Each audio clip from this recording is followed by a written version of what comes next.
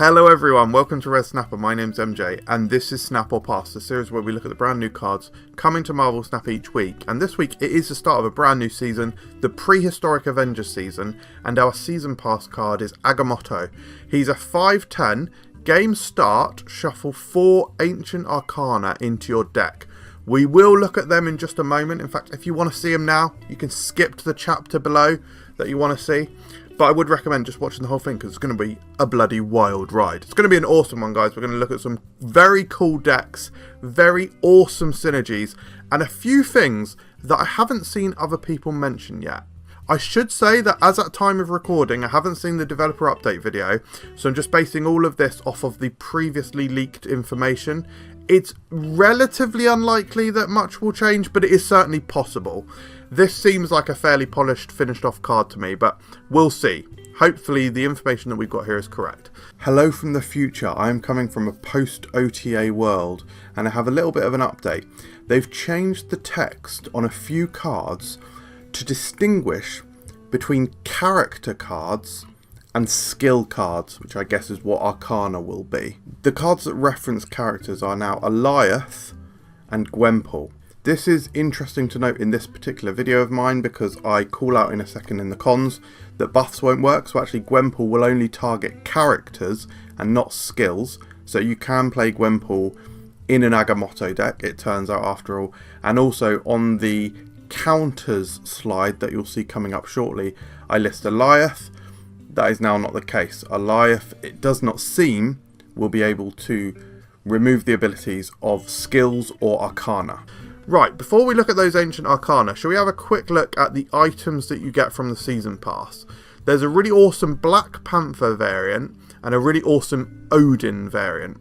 These are both really cool, really awesome. We don't yet know the card back, or at least I should say I don't know the paid for card back, so I'm not too sure what that looks like. But I will say this is a really awesome sounding season to me. This is based on the comic book by Jason Aaron and Ed McGuinness, primarily those guys anyway, called Avengers 1 million BC. So it's all like the olden day Avengers basically. It's really awesome. Anyway guys, let's look at the Ancient Arcana. I'll probably need to remove myself from screen for this because we got 4 Right, what? You've made me this small. What is the point of even having that? I'm covering the text for one of them, for God's sake. Get me off the screen. Right, that's better. Right, okay, right. Before we look at each individual Arcana, let's talk about the new keyword BANISH. This will remove the card from play, so it is a distinct type of removal, different from destroy and discard. Those two things also remove cards from the game, but this is going to be distinct. It's going to remove the card from play. Right, let's look at the cards then. So the first Arcana is Temporal Manipulation. It's a 1/0. On reveal, give Agamotto +3 power, put him into your hand if he's not in play. The wording here I find very interesting because it doesn't say draw him. So I do wonder if Agamotto has been discarded or destroyed or even banished. Maybe there's cards in future that will be released in the game which can banish cards. I wonder if he can be brought back no matter how he's removed. I mean, it could simply be that this is just the way they've worded it and it is just meant to draw him. But I am very intrigued by that. Next up, we've got Winds of Watum. As a 2/0. On reveal, afflict an enemy card here with -5 power and move it right. Banish this. So this is like a mega affliction and move disruption card, so I think that's really cool. And the upside to this is that you're also not using upper space on your side of the locate, on your side of the the game board. So that's pretty cool and pretty interesting, and we'll talk about why that might be good or bad in a little bit. Then we got Bolts of Balthark. It's a 3/0 on reveal. Next turn you get +4 energy and banish this. So this is extremely interesting. The largest sort of ramp card we've ever had really, although it's more so combo enabling technically than ramp, because it allows you to use, obviously if you play it on turn 3, it allows you to spend 8 energy on turn 4, which is extremely cool, and that's going to make some wild combos very possible, so that's really nice. And finally the last Arcana is Images of Icon. It's a 4/0. On reveal, transform your other cards here into copies of the highest power one. banish this. So it's a bit like Cersei, but actually creating copies of your other cards there. So basically you can, well, because you have to play Images of Icon, it means you need 3 cards at that location to get the most value from it, and that means you're copying 1 card twice. We'll talk about that momentarily as well. But let's now move on to the mechanics of the card. So I think that the archetypes that Agamotto is going to fit into are Move Disruption. I think, forget just the wins, but there's other things you can do with this card, or this card offers, that play into Move Disruption. Negative, he's adding these Arcana to your deck, and they all have 0 power, so when they get flipped, they're all free. That could be incredibly strong, incredibly interesting for Mr. Negative. Good cards. I think this is a generally good card, so I think he might work in a good cards deck. Shield. These cards are not starting in your deck, so they can be discounted from things like Quinjet. Space Savers. You may have never heard of this archetype. It's borderline something that I made up myself, although I'm sure the concept exists, but I've given a name to it. Space Savers is the idea of playing cards that take up a lot of board presence, and so they have a huge amount of value, but the downside is they take up a lot of space. Combining that with merging cards and cards which disappear, like these Banished Arcana. And finally, Ramp. There's a few things that you want to do with Agamotto which play into Ramp, and he kind of allows the opportunity to ramp as well, kind of. He also gives you lots of tools and options, so he covers a lot of archetypes, apart from the ones I've mentioned just here. Maybe combo as well, you know, with the one whose name I can't remember, but the +4 energy next turn. Maybe that allows you to do specific combos. And also think about the Images of Icon as well. That allows you to do crazy transformations. So there could be some opportunity there. He does stuff your deck. So he adds stuff into your deck, and only one of those cards is considered to be cycling. So the Temporal Manipulation, where it actually draws a card from your deck, or potentially brings back a card from somewhere. And it offers the new mechanic Banish. Do something, but don't use up a spot on your board. I say the word, don't like it is what I say. Yeah, obviously you had a mental breakdown there. Sorry you had to witness that, and that we're all there for that, and that's something that's happened in our lives, and we can't erase it. Pros. The Arcanas are... Is the plural of Arcana Arcana?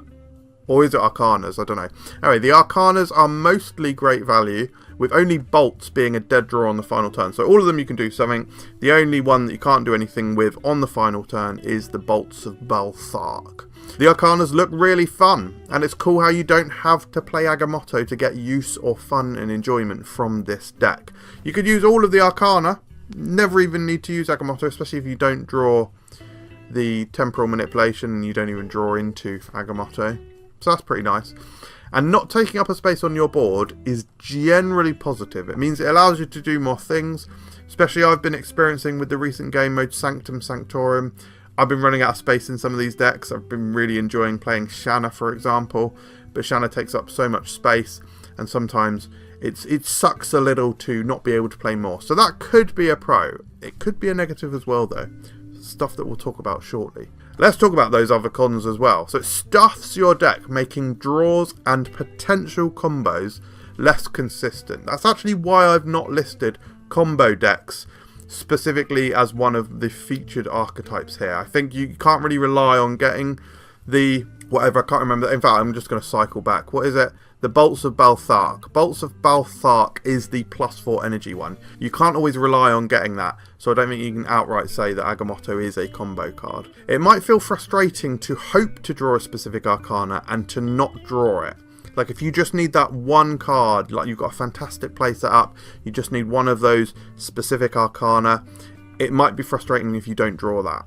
Remember, you are adding 4 cards into your deck. Sure, one of them is kind of a draw card. You're still adding 3 cards into your deck, which reduces the consistency of all your other cards and reduces the chance of you drawing them all. Probably just... I mean, I haven't run the maths, so I'm going to say a number here, but it might be like a 50% chance of you to draw any given card in that deck by this point.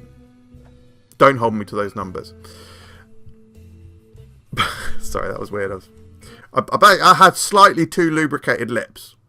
They don't all synergize particularly well with each other, and it's more just generally good. Like all of the Arcana are generally good individually, they don't really play into each other all that well, apart from temporal manipulation, which obviously has the direct synergy between actually drawing or getting Agamotto, buffing Agamotto, and Agamotto himself, obviously. And they are weaker with buff cards and locations. There's quite a lot of locations that buff your cards. There's quite a lot of locations where you want cards to be there, or that interact with cards, and Arcana banish themselves, so they disappear. So it removes your ability to get buffs, potentially.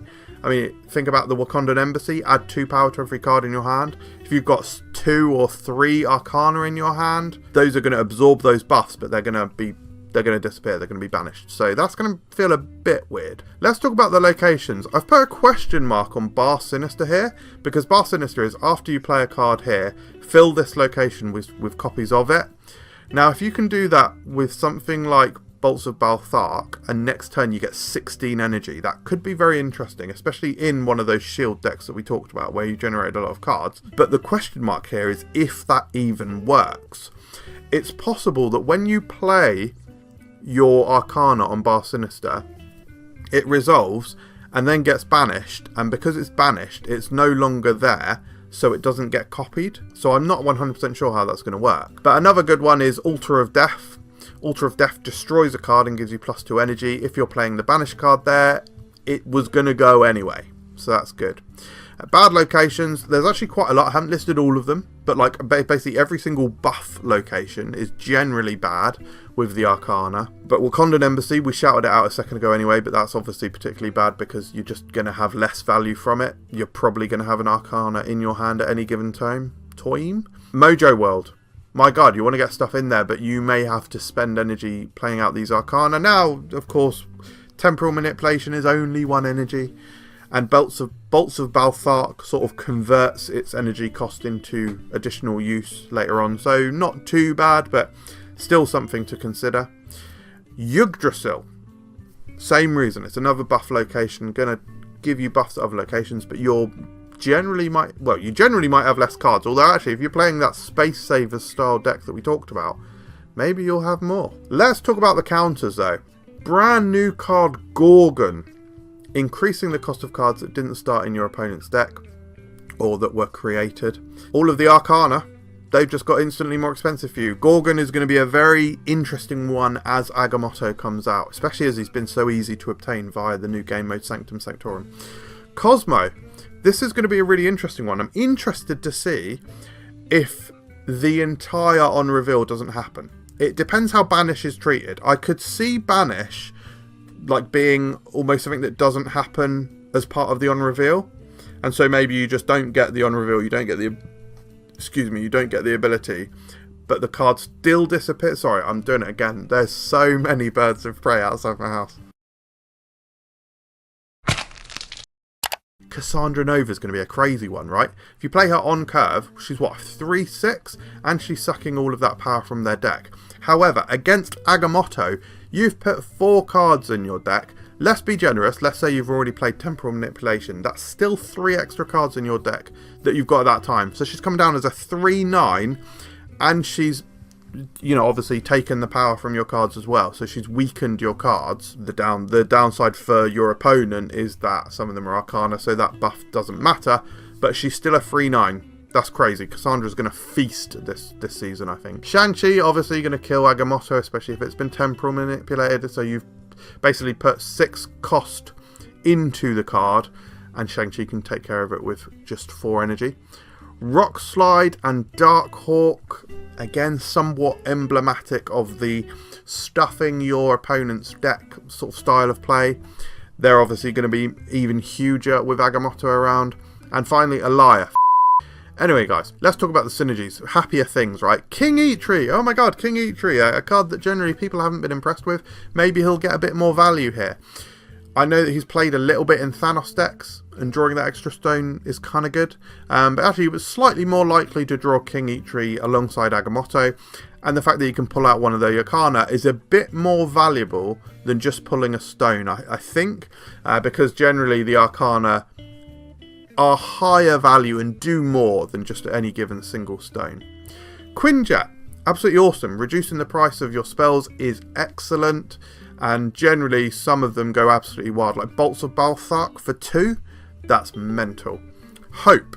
Hope is somewhat representing the ramp archetype here. I think generally speaking, the other good synergy here with Hope is that you can play the Arcana on top of her, get that extra energy, but it doesn't take up a space. So it's a little bit similar to playing move cards with Hope. So that's going to be really key. Shanna, I've mentioned her a few times. You're going to have plenty of room to get that extra value from Shanna, even though she can be a betrayal, a traitorous little wench, can't she? With her bloody hood and her bloody... Sorry, I just looked so disgusted there. Sorry, oh god, so ugly. I just look at myself on the. I've actually repulsed myself there. I feel a bit sick. Ebony Maw, right?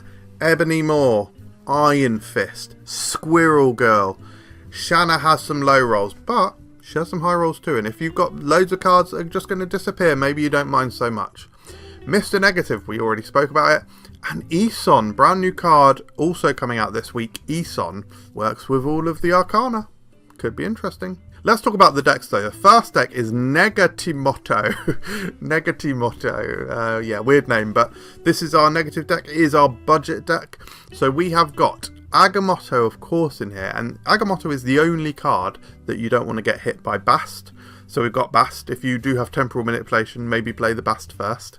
We've got King Eitri, Adam Warlock, and Temporal Manipulation. So that's 3 cards that draw cards from your deck, because you'll notice we don't have the Jane Foster here. Guys, we don't need her.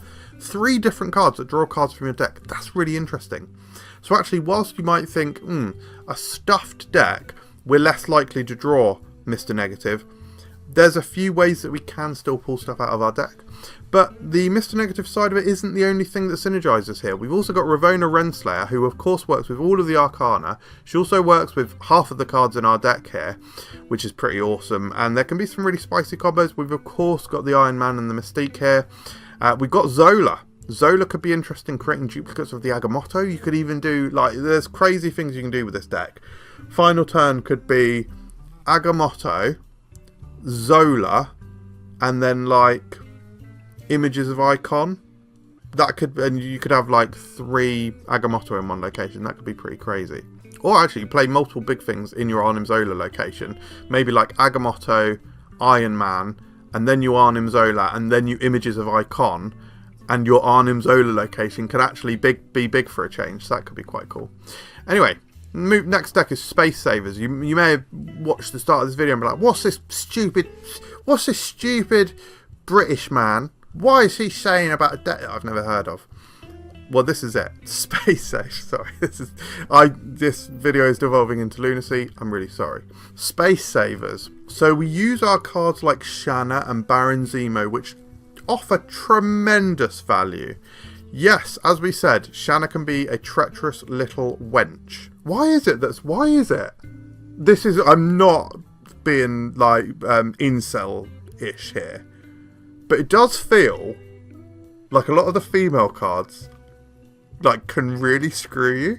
Nocturne, Shanna, probably loads of others. Right now I do sound like an incel. But no, sorry, I have said treacherous little wench to describe Nocturne as well. I should just stop being mean to women. Really? Shouldn't I? If you are one of the 0.5% of women watching, I'm really sorry. I do actually like women. I should honestly have deleted all of that. And miraculously I didn't. Girl power. So you get tremendous value from the likes of Shanna and Baron Zemo. Baron Zemo is typically a 3/7. Shanna, typically like a 3/8, 3/9, 3/10. Like, it could certainly happen. Yes, it can backfire a little bit, but even if it backfires, guys, you've got enough stuff here that you can play out, move and merge, that it doesn't really matter. You've got Green Goblin, you've got Hobgoblin, send the stuff over to their side. Those even work well with some of the Arcana, so the winds, boom, move one of their green goblins over and they're like mega negative. But then you've also got the mergers here. So we've got Penny. Obviously Penny generates a card, but she can then merge. Hulkbuster can merge. Then you've got the high value stuff like Hydra, Bob and Martyr. And then just in case you're not full at the end of the game, you use Ultron or Doctor Doom and you make sure that like your Martyr can't move or anything like that. Very, very cool. Love this style of deck. Like Agamotto is the single biggest sort of addition to the Space Savers style that we've ever had, and I think it finally makes it a proper actual archetype. Maybe. Anyway, I'm just some stupid guy. And stop being self-derogatory.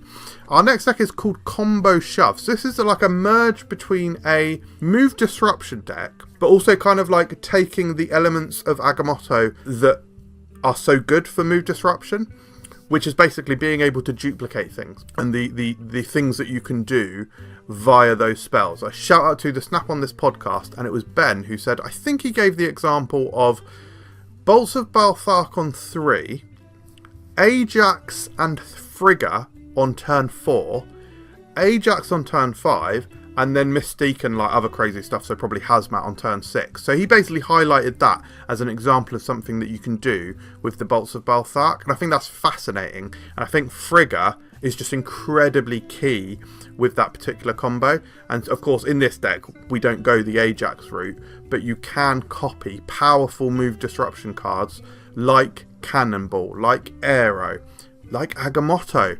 So you can copy all of these things, or even Scream.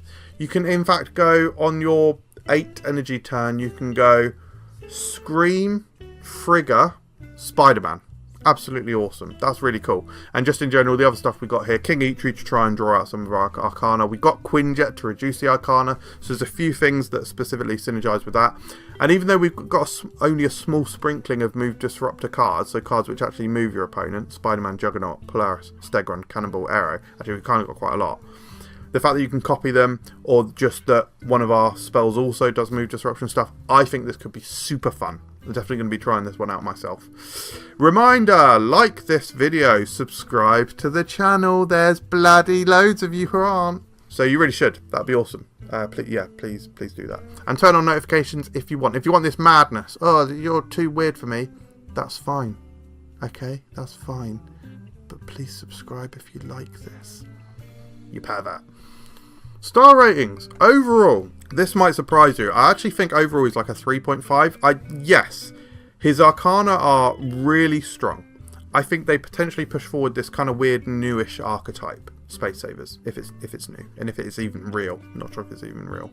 It's real in my head. No, it is real. I play it, it's real. But you're adding so much into your deck, so your deck is just overall less consistent. And we have always seen in Marvel Snap that consistency is the most important thing for a deck. When a deck gets that extra piece that it needs, that brings it into the realm of absolute consistency, that's when it gets really strong. And so with a deck like this, where it's less consistent, I do worry a little bit. I still think it's above average, as I said, 3.5, but I'm not so sure. From a fun standpoint, I definitely think it'll be interesting. Definitely fun to have Arcana. We need to see the animations and stuff. As I say, I'm filming this before the developer update video, so once I've seen the animations and everything, maybe that'll give it a bit more fun. But I think 3.5 still solidly fun. Archetype. I'm not sure if there's any specific archetype that he naturally is like an auto include or naturally fits into. I think it'll just generally be good in lots. So maybe just three stars from an archetype standpoint. Like it's not mandatory in any given one, I don't think. Apart from Space Savers, but we don't know if that's real. But from a competitive standpoint, I've actually given him 4 stars because, yes, all of those previous things that I've said are still valid, but all of the Arcana are good. They are strong, so yeah, maybe there'll be smarter people than me who will make very good decks. But overall, I do think he's a snap still. Generally speaking, I always say with the season passes that they're great value. You should get them if you enjoy the game enough to spend, £10 on it a month, then I think they represent good value. You get a lot of extra goodies, currency, progression, all of that stuff. So I think generally season passes are good. I think this card is a good card. I think it's actually potentially one of the weaker season pass cards they've released in a while, but At the same time, he's also kind of the most interesting they've released in a while as well. It's a fascinating card. This is like 5 brand new cards coming into the game because of the Arcana. So I'm very excited to play him, and I just think he's really cool. Thank you very much for watching, guys. I hope you enjoyed this video. I want you to absolutely decimate the like button. I want you to sodomize it. Make it your bitch. And like I said, subscribe. We're on the road to 450 million subscribers. So yeah, just thanks again. I'll see you next time. Cheers.